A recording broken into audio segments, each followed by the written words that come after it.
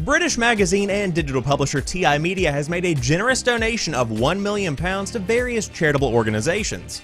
It wasn't a willing donation, but still, it's a donation. What's happening, guys? Sam Adams here, and welcome back to another video. And today we're going to be talking about Red Dead Redemption 2, Take-Two Interactive, and TI Media, because there is a bit of a drama going on right now.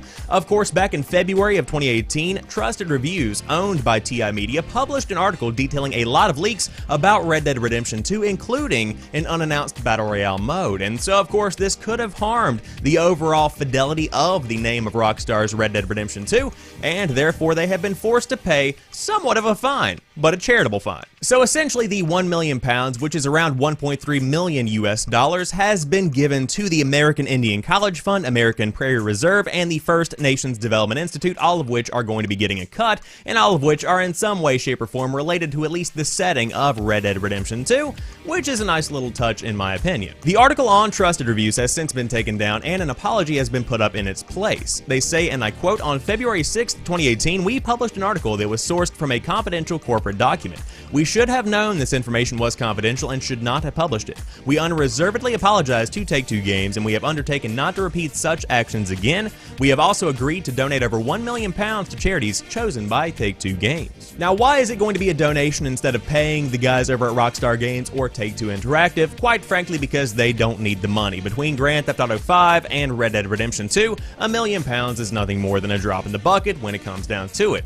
With that being said, I also like the fact that this has begun to generate a bit of discussion around this subject in the industry, because it is something that should be talked about at least a little bit. Now, in the Variety article that I am reading, there have been a couple of more examples of this type of thing given, two of which come from Kotaku. The first is the 2011 leak around Call of Duty Modern Warfare 3, the biggest leak in video game history, where it featured images, audio, plot details, modes, and weapons from the game. Essentially, it gave you a pretty in-depth look at the game before they had ever even announced anything. And on top of that, Kotaku also sorta kinda unveiled the PlayStation Network back in 2007 before it was ever even unveiled officially. Ooh, that's big. Now, PlayStation did blacklist Kotaku for a short period of time, which was then rescinded shortly later, but there was no punishment whatsoever for the leaks surrounding Modern Warfare 3. In fact, Activision and the marketing team behind Modern Warfare 3 ended up backtracking a bit, and instead of announcing the game and its details around June, they just released it a couple of weeks earlier, and there was really no kind of punishment whatsoever. So now the question is, where do we draw the line? What is okay and what is not okay when it comes to publishing leaks? And I really do feel like you kind of have to guess when it comes down to it. Of course, the best way to go about doing this if you are a gaming journalist is to simply not publish anything you have not been given explicit permission to publish. With that being said, that's not exactly how journalism works. When a leak happens, you've got to publish something about it, because otherwise you're just going to be ignorant of what is in front of you.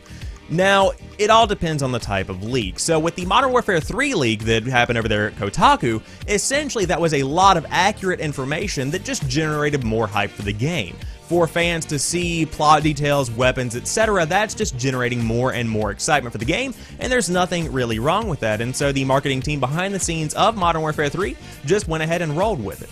Now, when it comes to Red Dead Redemption 2, some of that information, such as the Battle Royale mode, was not going to be unveiled because it wasn't going to be there at launch, and so that could actually hurt the reputation of the game if fans read that and expect that type of content in the final product, and so action is kind of warranted. At the end of the day, I am of two different minds of this. On one hand, I definitely love the idea of a gaming journalist digging deep and finding these leaks and finding new information about games that have not been unveiled yet. On top of that, I also understand what's going on the marketing side of things, where they do want you to have this experience when you sit down and play the game on day one, and protecting that information is vital for a lot of developers and publishers, and so I totally get that as well.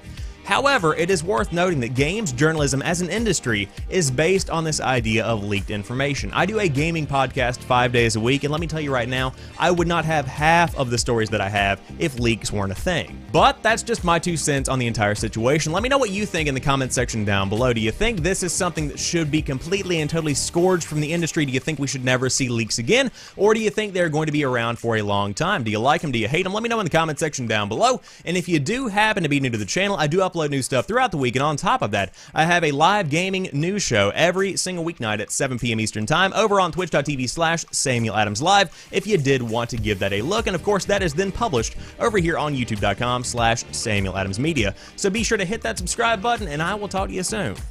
Peace.